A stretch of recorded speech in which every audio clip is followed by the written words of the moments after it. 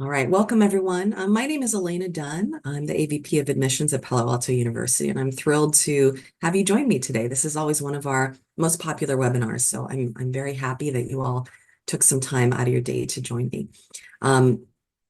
This webinar is really designed to help people think about and prepare for their PhD interview at PAU. We are a little unusual in what we do, and so this information will feel quite specific to PAU. However, I think you will also find that this information could be useful to you for other graduate school interviews and even interviews that you might do for the workforce. So I'm going to walk you through this information, and then at the end, we will turn off the recording and have time for questions as well. So let's get started. So today we're going to talk about interviews and the holistic process and how interviews fit into this thing called holistic admissions. We're going to talk about how you might prepare for an interview, and then also dive a little more into depth into what we do at PAU for our interview weekends. So what is holistic review, and how do interviews fit into that? Well, holistic review really is when an admissions office like ours looks at every component of the application to make decisions. And the interview is part of that holistic review. And so, we look at the written materials, we look at the interview materials, and we look at the complete picture that draws for us to decide if this student is a good fit for us. Now, what is not holistic admissions is if admissions offices, I would say, use an algorithm, for example, to admit a student. So they'll offer points for the GPA, points for the GRE scores, points for involvements, points for the interview, add them all up and decide if they're going to admit someone. And it could be as simple as points for the GPA, points for GRE, and that's it. So we choose not to do that. We feel like we get a much better sense of the student when we look at the entire student. For us, the interview falls about halfway through the selection process. And so once you apply, your application comes in and our admissions team reviews the applications, looks at all the written materials you provided, and decides if it makes sense for you to move forward to the interview process. And not everyone moves forward to the interview process, but those who do are invited to participate in this interview weekend. So the interview weekend is really a chance for us to assess things that have not been presented in the written materials. So it's designed to be different from and a complement to the things that you've provided in the application itself. Here at PAU, the interviews consist of one faculty interview and one student interview, and then other activities that are not technically interviews, but are either helpful to you or helpful to us in the selection process. And then finally, once the interview is done, those interview evaluations come back, and then the admissions committee for the PhD program, and for us, those are 3 faculty members, review everything we have. So they go back to the original materials, they look at the 2 interview evaluations, and they make the decision about whether to offer an admissions spot or not. So why do we interview? Again, we could just look at the written materials and make a decision. So for us, it is a way for us to, again, assess things that are not present in the application.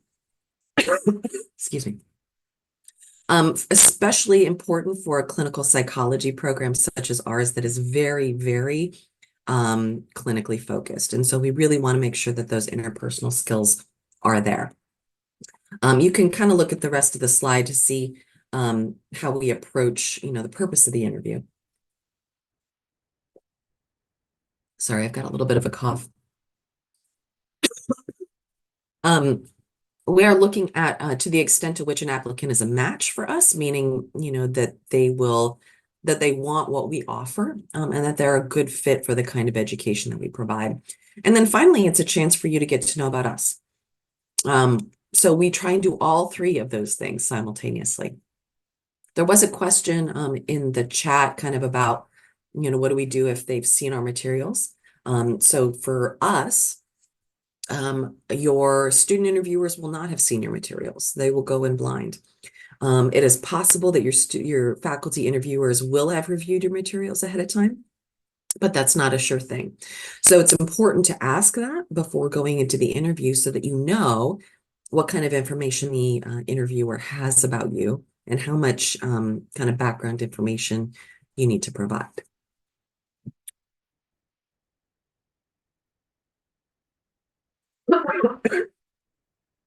So how do we recommend that you prepare for an interview? You really want to be aware of who and what the institution is. And although it can seem like all clinical psychology programs are the same, they're really not. And not all institutions are the same. So we are a highly specialized small independent school. That's very different than a clinical psychology program that exists in a very large Research One institution. So what are the benefits of coming to a school like us, and how do those align with your values and your personal your personal goals in terms of your education? Also, it's important to know what kind of interview you're going to be participating in, because you would prepare differently. We have structured one-on-one interviews. Other schools may use what's called an MMI, a multiple mini interview, or group interviews. So if it's not clear to you when you get an interview invite, you should ask and make sure you know what kind of interview it is so you know how to prepare. There's a private question in the chat. Will you know which faculty is interviewing you prior to the interview? Yes.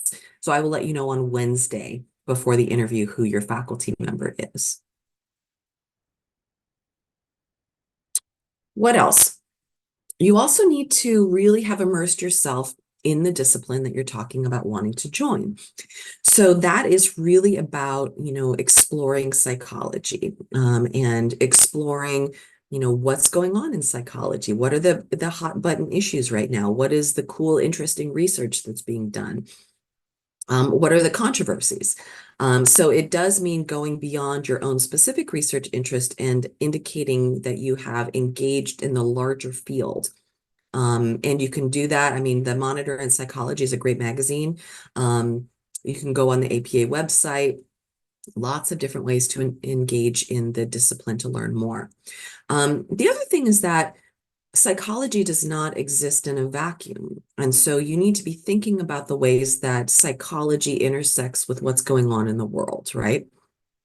Since 2020, it's been, kind of a tumultuous couple of years. And so thinking about issues around social justice, health disparities, crises, psychology is very connected to these topics. And so being sure that you're thinking about the application of psychology and the way that the way that the world might affect how you do the work of being a clinical psychologist. I put our How to Be an Anti-Racist. That was a book that I read and our staff read. Lots of really good resources out there to think about kind of the big issues of the world today. Most importantly, however, is that you engage in self-reflection. So the temptation really is to want to talk a lot about your accomplishments. So, look at all the cool stuff I did, look at all the cool research I did. I was president of this club, et cetera, et cetera. There is a place for that. But the best interviewees are those who are really comfortable talking about themselves and have engaged in really important and deep self-reflection. That is especially, again, important for a clinical psychology program, because being aware of yourself, being aware of your biases, being aware of, issues that might come up in the interview, excuse me, in the clinical setting is really important. You do that the whole time you're here. So demonstrating that you're comfortable with self-reflection, you're comfortable acknowledging your weaknesses and your strengths is going to be really, really important to do. So these are some suggested items that I think you want to spend time reflecting on and thinking about. That would be, my recommendation, at least as a place to start, and certainly Google other, issues of self-reflection that you can use in preparation for an interview. The other thing that I think is right there in the middle of that list of bullet points is, why do you want to pursue clinical psychology? So you need a good answer to that, right? And it needs to be more in-depth and specific than that you want to help people, because you could help people as a nurse, you could help people as a doctor, you could help people as a teacher, or a camp counselor, any number of things. So why clinical psychology? And also, it should be clear that you understand the difference between clinical psychology and social work, clinical psychology and counseling, because they really want to understand that this is the right fit for you, rather than our counseling program or any other program that would end up with you with a license, right? So that's really, really important for you to have a good answer to. Okay. There's a question in the chat. Let us know the general number of folks invited to interview and roughly the number of those offered a seat. So I would say, I'm trying to remember, for last year, we probably interviewed about 200 people for 70 spots. And that was probably, I would say, about half of applicants got offered an interview. So our selectivity at the end of the day was about 30% for the PhD program.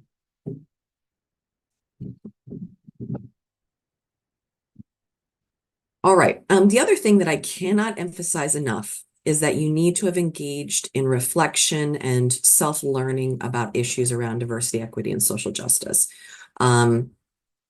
This is a key part of our values here at PAU, and of the values of the institution, and of the program.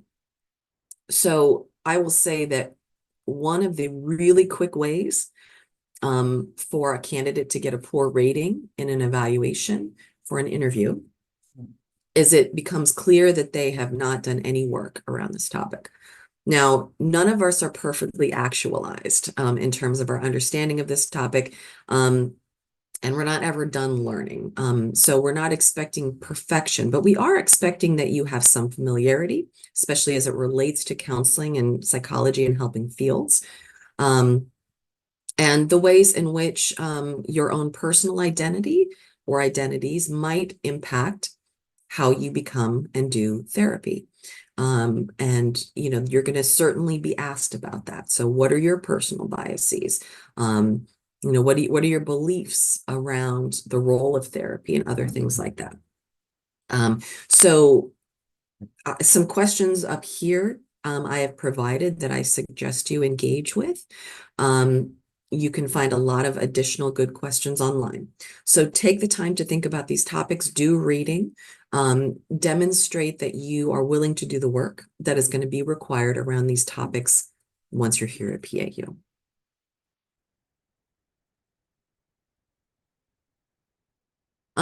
Lastly, you really want to spend time assembling concrete examples of your past experience. So many schools, and ourselves included, will engage in some or all what are called situation-based questions.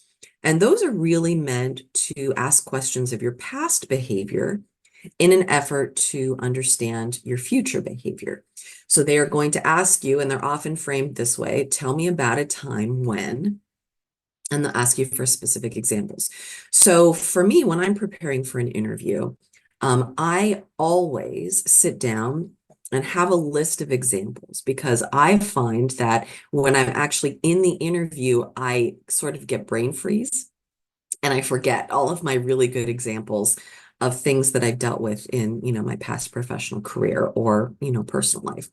So writing them down and even having them on a sheet next to you is great. The other reason is that you want several examples, because you may get several situation-based questions. And so you don't want to rely on the same example over and over again. So think about ways that you have addressed leadership, that you have, overcome a challenge, where you learned something about yourself. Again, Google this, situation-based questions, and really think specifically about the kind of situations you might provide. The other thing that you want to think about is not just what was the situation, but how did you address the situation, and what did you learn, and what would you do differently? Because we're really interested not just about the story, but your reflection and your growth and your learning that has emerged from those situations. So plot it out. Say, here's the situation. Here's how I addressed it. Here's what I learned. And maybe this is what I would do differently in the future, right? It's really helpful to have that written out so that you're not trying to sort of think about it in the moment. The other thing is that you need to be aware of body language. Now, we do all of our Zoom sessions or all of our sessions on Zoom. So this is maybe a little bit less relevant than those interviews you may attend in person. Um, but interviewers, whether they're aware of it or not, pay attention both to what you say and how you say it. And it can be stressful, but you do want to think about, are you making eye contact? Do you seem especially nervous? Do you have trouble kind of articulating what you're saying? Do you fidget? All of these things are things that people will notice. And one of the best things you can do is practice. So sit down with someone you trust and have them ask you questions and practice and have them observe. Are you fidgeting? Are you looking away? Are you not making eye contact? All of these things you can practice and get better at. Now, of course, I need to mention that interview behaviors are very culturally focused, right?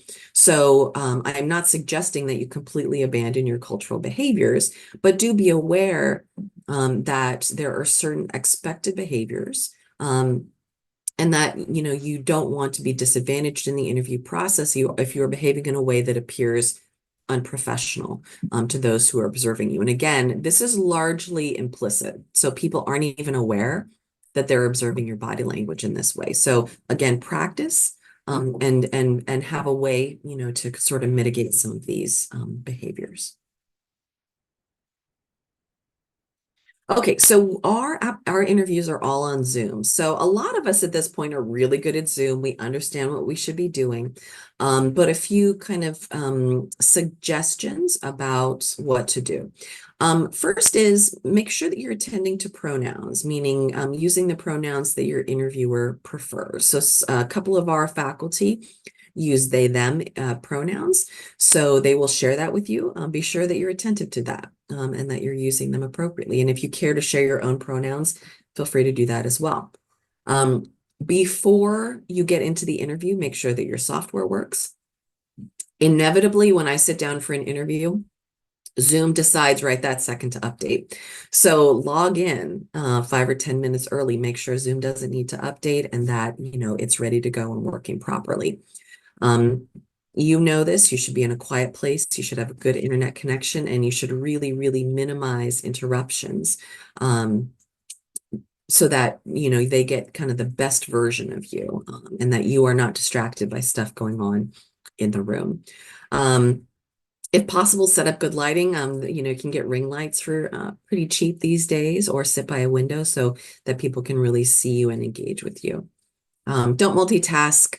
You know this already, but don't have anything in there that can distract you. And then, of course, dress appropriately from the waist up. I think this picture is still really funny of the reporter who decided to do his segment without pants on, and he didn't realize the camera angle was what it was. So think about, your backgrounds and what you're wearing and all that good stuff. Well, I also really recommend that you be yourself. So we acknowledge this is a stressful situation. Almost all of us are trying to answer the questions in the way that you think the interviewer wants them to be answered. And I completely get that.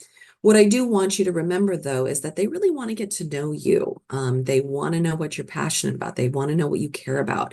They want authentic answers. And so don't try and game it too much, right? Be yourself in the interview and let your personality come through.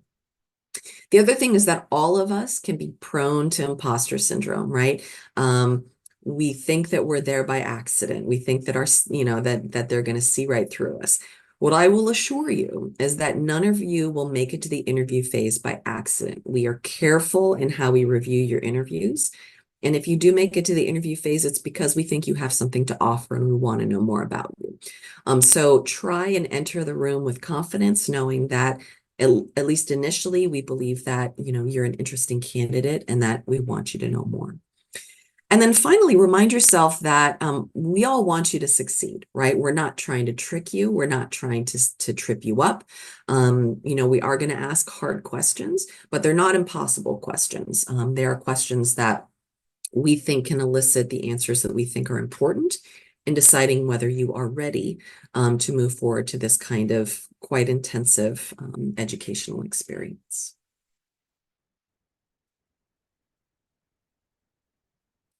You should also prepare good questions. So you'll have, 5 or so minutes with each of your interviewers. So you want to use that time wisely and get something out of it. So ask questions that are thought-provoking and that you actually care about. I think some people just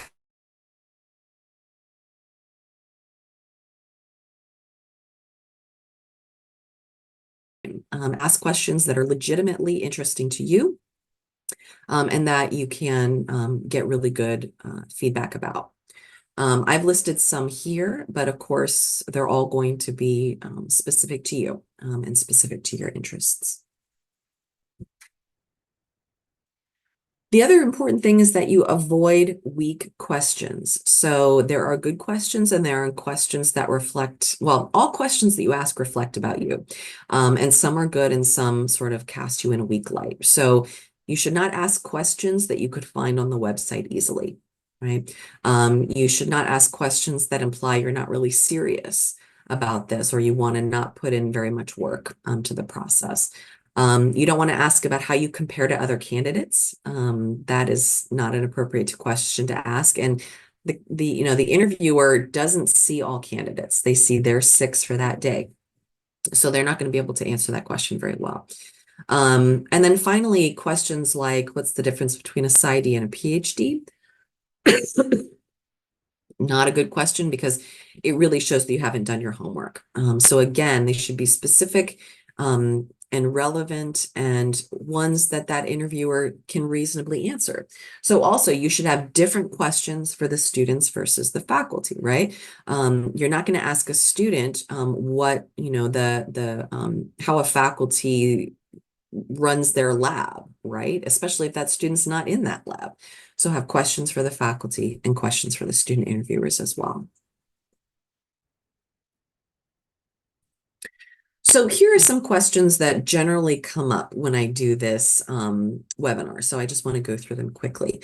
How much detail about my research should I be prepared to discuss?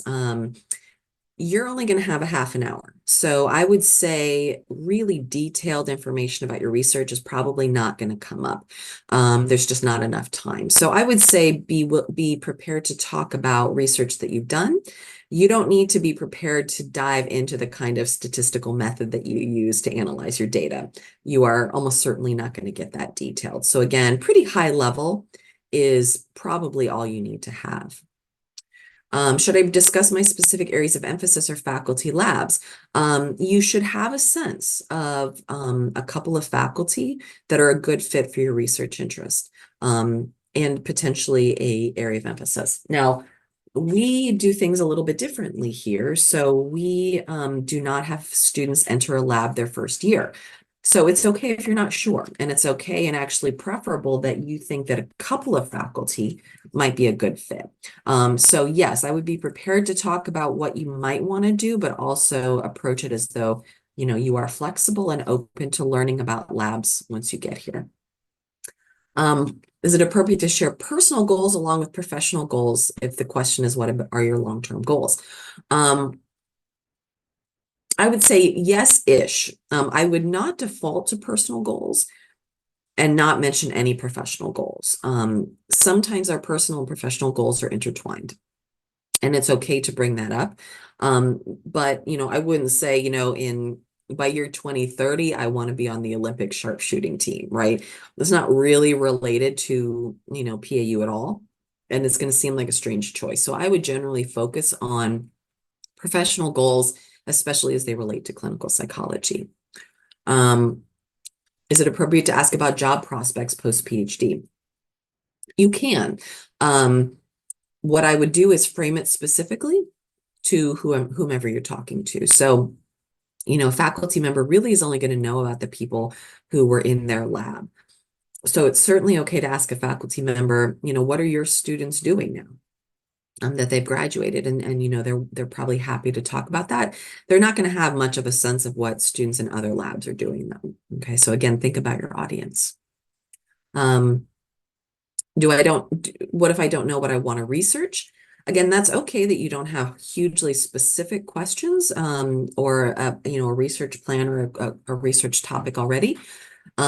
You do want to have some sense though, because again, our assessment is not just are you a good student, but is there going to be a lab or two that will be a good fit for your interest, right? So do have some sense of what you'd like to study. When asked about my passions, how do I make sure I don't go on a tangent? This is where practice comes into play. So I'm the same way. You ask me about admissions and I can light up and talk about admissions all day. You do need to be self-aware of the topics that tend to send you on a tangent and practice those. Know what your key points are and what you want to say. Write them down if you have to, so that you can sort of get through the highlights without, taking up 90% of the time answering one question. Is it a good question to ask whether there may be concerns that they have about our resume? I would say probably not. I don't think that I think that if the faculty member has a question, they will ask you. But what you also have to remember is that if you've made it to that point, we've already reviewed all of your materials. So our concerns are not so significant that you didn't make it to the interview phase. If there are concerns that you would like to address about your application that you did not, you are welcome to send me a written statement and I can add it to your materials. But I'm not sure that this question is a good use of your time if you only have 5 minutes to, move forward and ask questions. And again, should I explain my lower GPA or gaps in study? Unless they ask, no. Use your time to, talk about your strengths, and allow really your passion and your strengths to come through primarily. There's a question in the chat. Does the admissions committee have a preference towards admitting someone who is very passionate about one topic for research or clinical work, or someone who is open and curious about a couple of topics?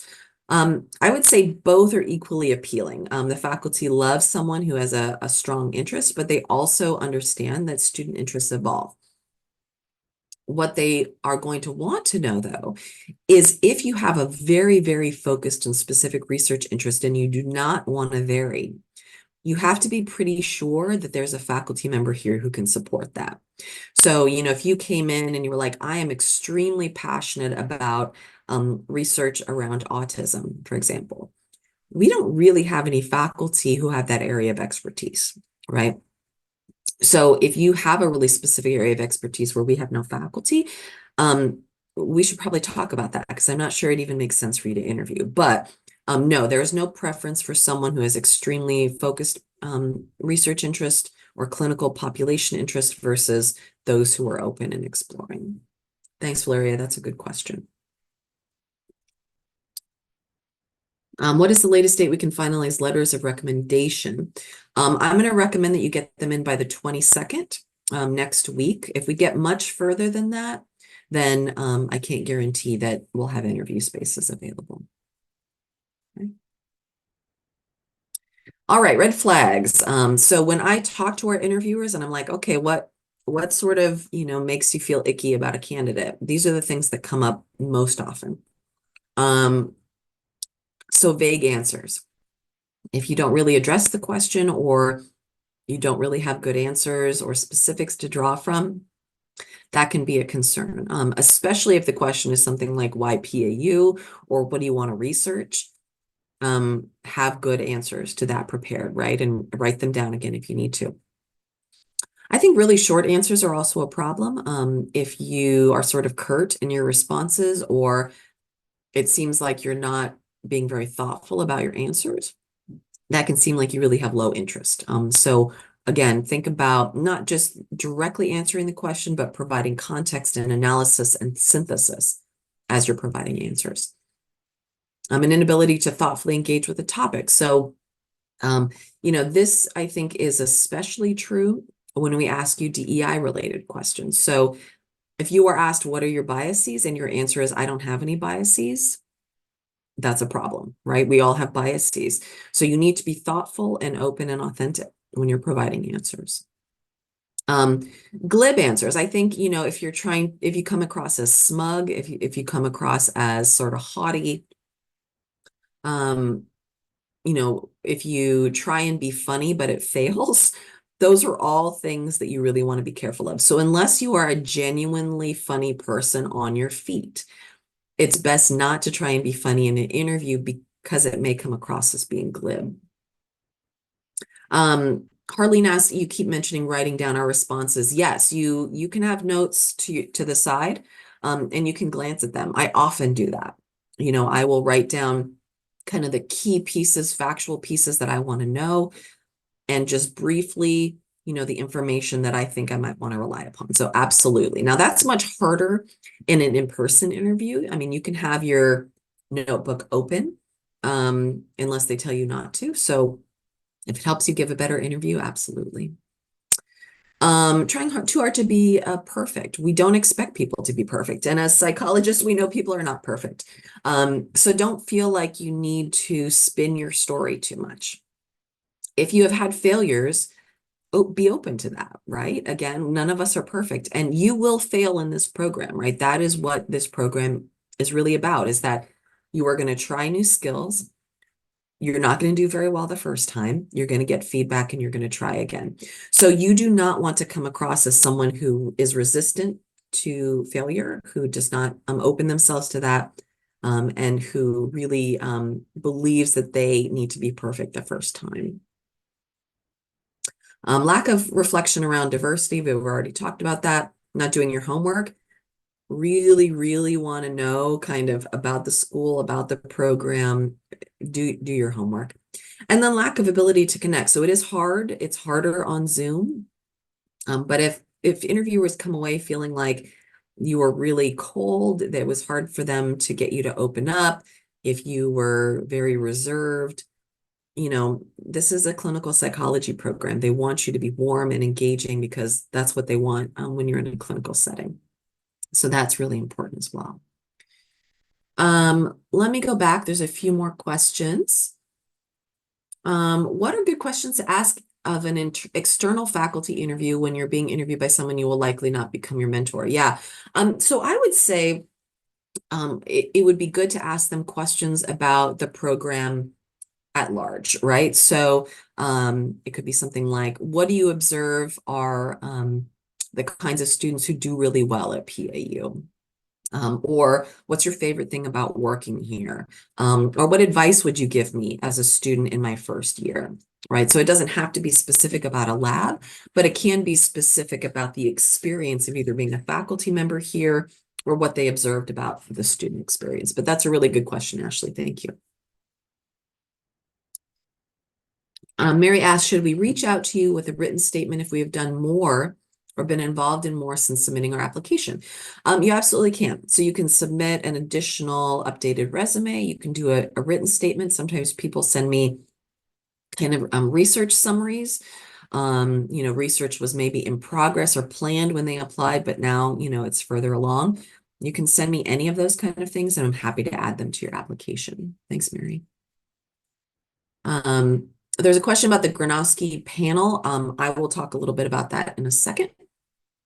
It is not, though, part of the interview. It's informational. Can you give an example of questions that would express, I'm interested in learning more or in depth about your lab through this process, or I didn't do my homework, right? So again, if you don't want to ask them anything that you could have read on the website, right? So if you want to ask about a lab, go to the lab page and read that information, right? So it could be, what's a good example? I see that your lab has focused on working with, students who have had concussions in sports. I'm thinking about Dr. Hurst's lab. Can you tell me a little bit about what you think you might be doing in terms of research in the future? Do you think you might move to research regarding adolescence or seniors, right? So it's kind of building on the information you have and asking them about, future directions, about, the students who do really well in their lab, what qualities do they have? What do faculty look for in the students who are part of their lab? So again, it's synthesis. It's taking the information you already have, reading between the lines and coming up with questions that you can't ascertain from the information provided. Good question, Jai. Thank you. Nyla asked if I need to change responses to my application. How can I do that? Once it's submitted, you can't change any of the information that's on the application, but you can submit additional written statements. So you're welcome to do that. Ooh, this is a great question, Samara. Are there any topics that may be inappropriate to discuss in terms of our own experiences? Yes. So I would say one of the things that everyone needs to demonstrate in these interviews is an appropriate sense of boundaries. Okay. People have varying experiences with mental health, their own mental health or others. People have varying experience with past trauma. One of the key important characteristics of someone who is a clinical psychologist is understanding and using good boundaries, right? Even as you're a student. So I would say, if you're going to talk about past experiences, they need to not feel super fresh to the interviewer, right? So you need to be able to talk about them with some distance. You need to be able to talk about them as something that has happened in the past. And you need to be able to talk about them as relevant to the questions that are being asked, right? So, maybe, you had a family member who struggled with, depression. Rather than just talking about how hard that was for you to deal with, you need to talk about that was hard to deal with, and that is how it, that particular experience has motivated me to go into clinical psychology. So there needs to be analysis about why this is relevant. This should not turn into a counseling session, right? It shouldn't turn into you kind of, kind of giving all of your past challenging experiences to your faculty member and putting them in the position of having to provide you a therapeutic experience. So I would say, if you can't talk about it with some objectivity, it's probably best not to bring it up. Okay. Is there an ability to opt into interviewing in person rather than on Zoom? Unfortunately not. All of our interviews will be over Zoom. Crystal asked, when can a student apply to be a TA or an RA? That's not until you've enrolled. So those positions are not part of your offer of admission. You apply for those as an on-campus job once you're already a student.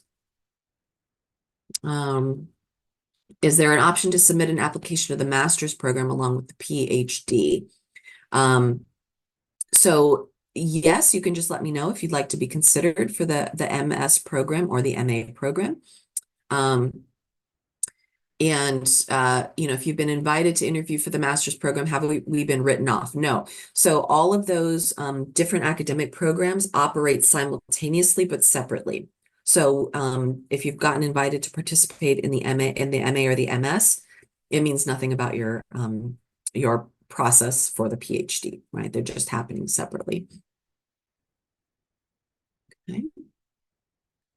Jonna asked, are there a few faculty members I'm interested that list on the website are no longer accepting students?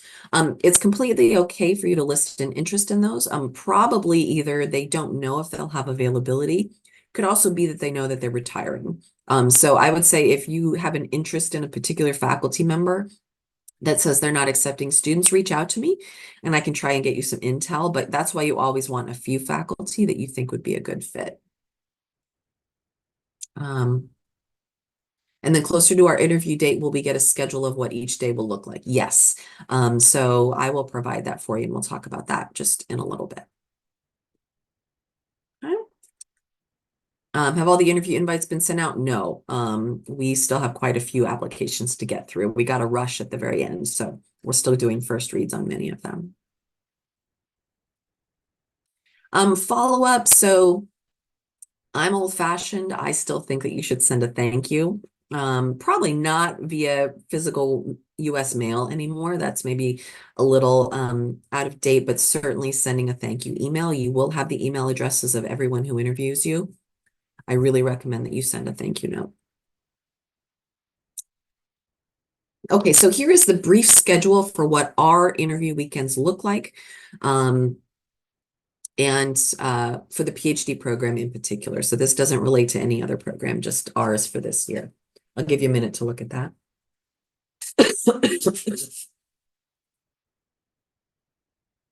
So it is a 2-day event. The 9 o'clock, 10 o'clock, and 11:15 sessions are informational. So it's a way for us to talk to you about PAU and sort of highlight, the things that we think are especially good about our training. The Gronowski panel, the curriculum introduction, those are not interviews. So it's just a chance for you to learn more about those really interesting components of our program. And this is Pacific time. Yes, thank you, Pacific time. And then your interviews, your one faculty interview and one student interview, they will either be Friday or Saturday. Although we do have a little with this first upcoming, if any of you are scheduled for this 19th, 20th weekend, you probably saw my email. 6 of you will have your interview on Friday with a faculty member and on Saturday with a student. But for the rest of you, you should have your interviews on either Friday or Saturday. They will be a half an hour each, and we try and schedule them back to back. We're not always exactly able to do that, so you might have a half an hour between them, but we do try and schedule them as close to each other as we can so you can get them done. There was a question about when will we know our interview slots, and I will let you know that Wednesday before the interview. So I send out a grid with all of the interviewers, interviewees, and times, and so you'll know then. So for right now, you want to keep basically that whole time slot open, and then once you have your time, of course, you're not going to be obligated to do anything when you're not interviewing. Couple of people are are asking about the writing exercise. So basically what's going to happen, we're all going to be on Zoom.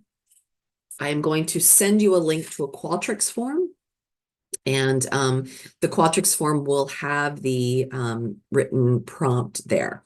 I can't give you the prompt. I can tell you it will not require highly specific knowledge. It will be more of a self-reflection prompt. So it's not going to ask you to do statistics. It's not going to ask you to know any specific psychological theories or concepts. There's nothing you can prep in terms of doing this. It'll be half an hour, so it's a short written statement, and you will need to be on Zoom while you do it. You'll need to have your camera on. We will expect that you don't use writing assistants like AI, but you can write in Word and use, spell check and that sort of thing. And then you'll basically cut and paste or upload your document to the Qualtrics form. So it's pretty straightforward in terms of that sort of thing. Okay.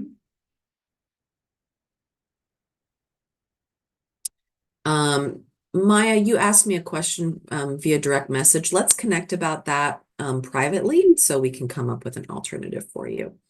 Grammarly market as AI. No, Grammarly's okay. Grammarly's no problem. How far in advance will you know of your interview weekend? So when I send out the invite for you to participate, I send you a form, and the form asks you to rank the weekends that you can interview. Within a day or two, I will respond and send you a confirmation for whatever your highest ranked interview weekend was that is still available. So it should be within 2 or 3 days of you completing the form. Okay. Here's our selection timeline. We're doing 6 interview weekends with 2 decision releases. So if you interview January 19th, you're really not going to hear until March about, the outcome of your interview. And the other day to mark your calendar will be April 12th. So that is our in-person admitted students day. So if you'd like to come and join us in person for kind of a full day of activities and getting to know your fellow students. That's open to people who've been admitted, but you don't have to have enrolled at that point. You're welcome to attend.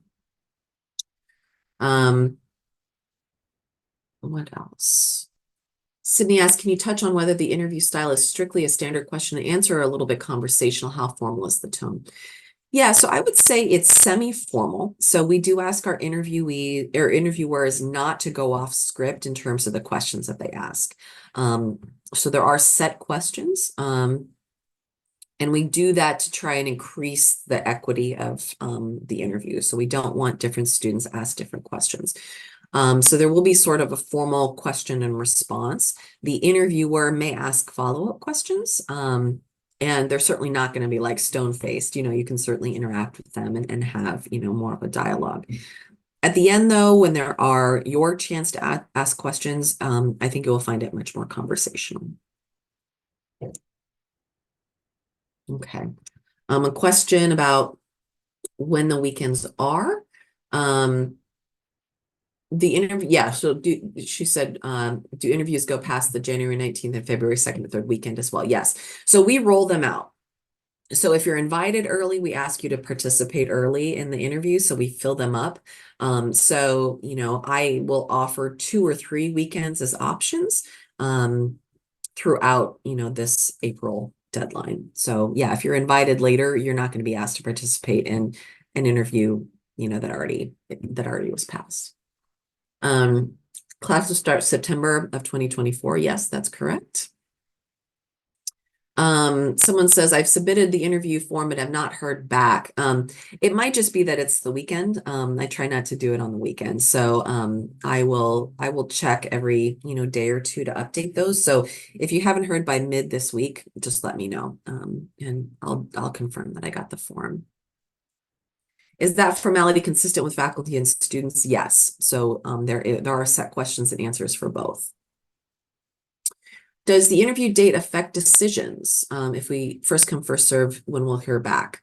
So no, just because you heard first was simply that your application was finished earlier and we reviewed it earlier. So no, there is no, you don't have a better chance of being admitted if you interview earlier. If you've already gotten an interview date, but another works better, can we get it moved? You can email me, and I will try and get you the date that you prefer. Please do that as soon as possible because we really do want these weekends to be full. So if you drop out of a weekend, I really want to be able to find an alternate. Terry asked, how long does faculty take for the decisions after an interview? I ask for interview evaluations back within 48 hours. So sooner is better if you're going to send your thank you note. If we're waiting on one more letter of recommendation to be submitted, has our application not been yet reviewed at all? No, we do not review applications until they're complete, again, to make sure that we give sort of an equitable review to everyone. So yeah, it would still be an incomplete status right now. Okay. Interview weekend specifics. These are just curiosities that people sometimes have. How many people are interviewing? On average, 48 to 50 on every interview weekend. How do we pair you up? So the students interviewers are largely random. If we can, we will get you in with a student who shares your area of emphasis, but we can't always do that. So it will, to some extent, feel random. The faculty interviewer, we ask you to rank the faculty you'd like to interview with. So we will do our best to pair you with the interviewer who you ranked most highly, or second. Sometimes it's just not possible, but we do our best to rank you with your highly ranked faculty preferences. Interviews are only half an hour, so it's really important that you pace yourself, that you're aware of the amount of time that you have and that your answers are not too long. I just keep like a stopwatch running on my screen so that I know how much time I have left. You do have to have your camera on. That should be obvious. In preparation for the interviews, I will give you the interview website and then a list of webinars that you can review. So do take advantage of those resources. we will ask you to confirm that you're coming because we do have students who ghost us and it's really, really disruptive. So do know that we will ask you to confirm that you're coming, and it's really important that you let us know. So keep an eye on your email, whatever email you've been getting WebAdmit notices from, make sure that you are ready to confirm for your weekend. And then a lot of people ask about the PsyD process. So many of you may be dual applicants, PhD and PsyD. They have an entirely separate interview process. Some of these sort of preparation elements are still going to be relevant, but you will work directly with the PsyD program if you are invited to an interview, to make sure that, you get all the information you need. Okay. Okay. So I'm going to end the slideshow and then go back to the questions in the chat.